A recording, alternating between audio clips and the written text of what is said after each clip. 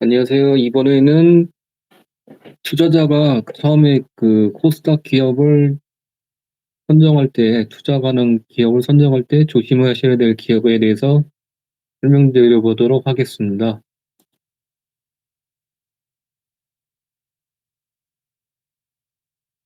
제목은 조심해야 할 기업 파악하는 법, 상장 폐지 가능 종목을 피하자. 이번 글에서는 코스닥 기업, 거래소 기업이 아니라 코스닥 기업입니다. 코스닥 기업을 매수하기 전에 상장 폐지에 대한 리스크가 있는 기업을 골라내는 간단한 팁을 알려드리도록 하겠습니다. 간단한 팁이라고 적기는 하였는데, 만일 여러분의 피 같은 돈으로 매수한 종목이 상장 폐지가 되거나 아니면 관리 종목 지정이 된다면은 아마 더 피눈물을 흘릴 수 있기에 반드시 종목을 매수 전에 이제부터 언급하는 팁을 따라서 상장 폐지 가능성 있는 기업은 애당초 거들떠도 보지 마셨으면 하는 바람입니다. 우선 올해 2월, 21년에 작성한 글이거든요. 21년 2월에 나온 상장 폐지와 관련된 아래 기사를 살펴보도록 합니다. 다음 달 잇따라 개최되는 주주총회를 앞두고 18년까지 4년 연속으로 영업적자를 기록한 코스닥 상장사가 주목을 끈다. 만약 지난해 결산 실적으로도 연간 영업적자를 기록하면 상장 적격성 실질심사 대상에 오르기 때문이다. 이 대상에 오르더라도 모두 상장 폐지 수순을 밟지는 않지만은 폐지될 가능성이 높아서 주의가 필요하다. 한국거래소는 이게 중요한 포인트로 적어놨습니다. 4년 연속으로 영업적자를 기록하면은 관리 종목, 코스닥 종목입니다. 4년 연속 영업적자 기록하면 관리 종목, 5년 연속이면은 상장 적격성 실질심사 대상으로 분류한다. 그래서 이거 상장 적격성 실질심사 대상으로 분류되고 잘못하면 상장 폐지가 되겠죠. 5년 연속 적자면요. 이거는 링크고요. 그 해당 내용입니다. 위 기사의 내용을 통하여 알 수 있는 사실은 코스닥 기업 중에 4년 연속 영업이익 적자 발생이면은 관리 종목으로 지정되고요. 그리고 5년 연속 영업이익이 적자이면 상장 폐지 사유가 됩니다. 일단은 4년 연속 영업이익 적자 발생이면 관리 종목으로 지정되고, 그 이후에 또 한 번 연속으로 영업이익이 적자면 상장 폐지 사유가 됩니다. 여기 보시면은 S마크라는 기업이 있거든요.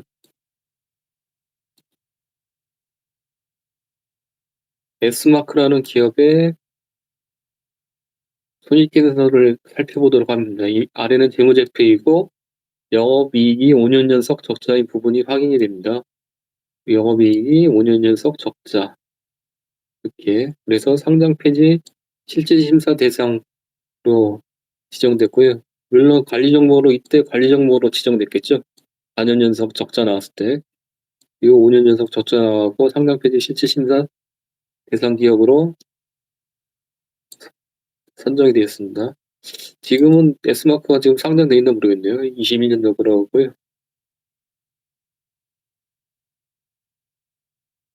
S마크의 공시를 체크해 보면은 3월 20일에 거래정지 기간 변경, 상장 폐지 사유 발생됐고 5월 8일 상장 폐지에 따른 정리매매 개시가 됐네요. 상장 폐지가 됐네요, 보니까요. 이렇게 5월 8일날 주권 매매 거래 정지,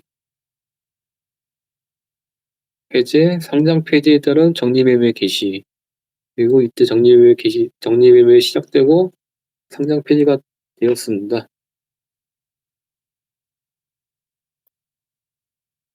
관련 뉴스를 체크해 보면은 12일 오전 9시 38분에 현재 PN체는 전일 대비 65% 내린 2,320원에 거래 중이다.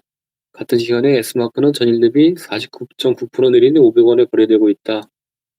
정리 매매가 되면 손에 남는 것은 동전뿐이 없어서 동전주가 된다고 합니다. 자, 그렇다면은 아셨겠죠? 코스닥 기업 중에 4년 연속 영업이익 적자가 예상되는 기업은 믿고 고르자. 지금 만약에 보유하고 계신 종목이 3년 연속 영업 적자예요.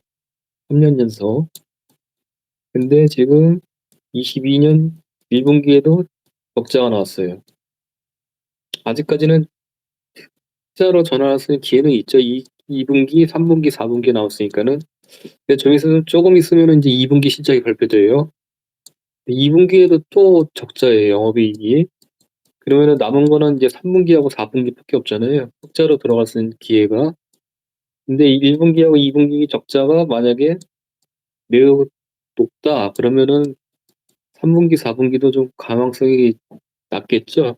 흑자로 전환될 수 있는 가능성이. 그렇기 때문에 만약에 지금 보유하고 계신 종목이 3년 연속, 그러니까 3년 연속이니까 지금 22 년이니까 21 년, 20 년, 19 년, 3년 연속 영업이익이 적자였고 1 분기도 적자였고 2 분기도 적자가 발생한다 그러면은 가정한다면은 해당 종목에 대한 보유에 대한 리스크를 좀 따져 보셔야 될 것 같습니다. 왜냐면은 22 년까지 적자면은 23 년에는 이제 관리 종목으로 지정되거든요. 그러면은 아무래도 거래하기도 힘들 테고 주가 측면으로 상당히 좀 안 좋겠죠.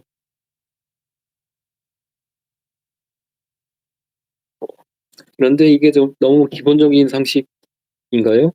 그래서 여기서 끝나면 TP 아니겠죠. 그래서 더 준비했습니다.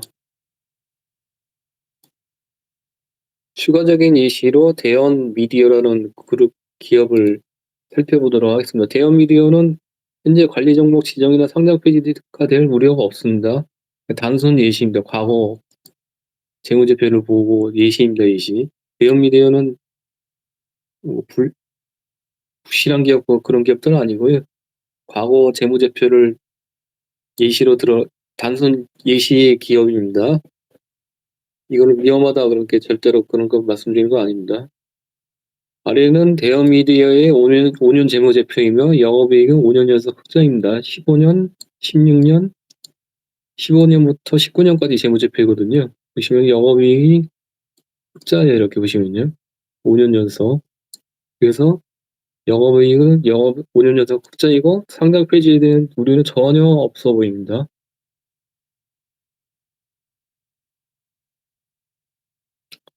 이쯤에서 아래 기사 내용을 살펴보도록 합니다.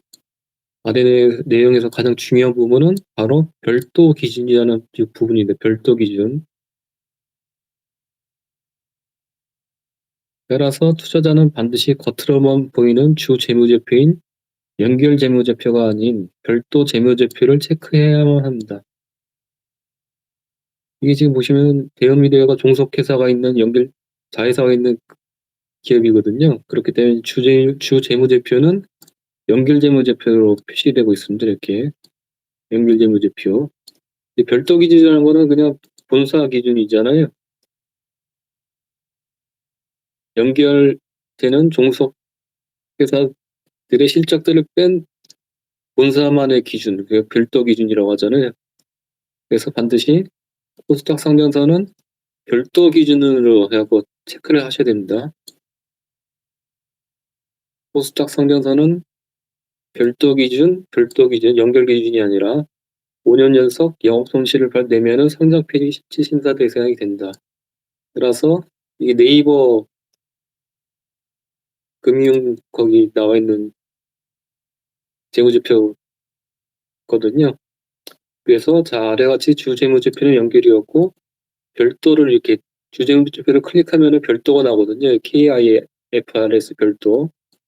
별도를 클릭해서 모 회사만의 재무제표를 반드시 살펴보도록 해야 됩니다.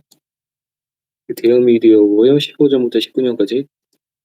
그러면 아래는 대형 미디어의 별도 재무제표입니다. 이렇게. 아까는 15년부터 19년까지 전부 다 영업이익이 흑자였잖아요. 근데 별도로 파악해 보니까는, 그러니까 모 회사만의 재무제표의 영업이익 파악해 보니까는 16년도 적자, 17년도 적자, 19년도 적자였어요. 만약에 18년도는 흑자인데 18년도까지 적자였으면은 관리 종목으로 지정됐었겠죠.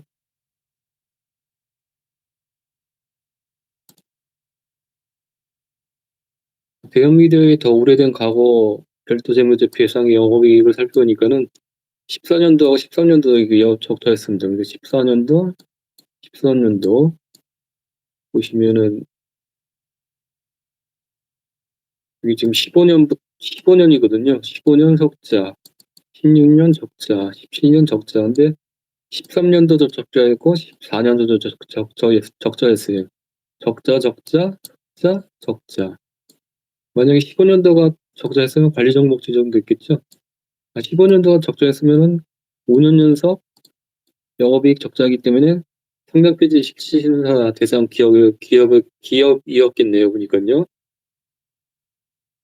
적자, 적자, 흑자, 적자, 적자, 흑자, 적자, 퐁당퐁당으로 가네 보니까요. 아무튼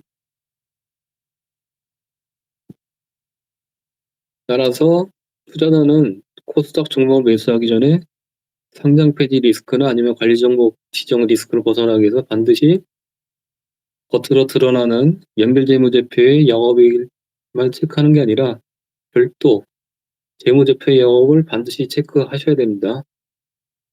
이상으로 마치도록 하겠습니다. 감사합니다.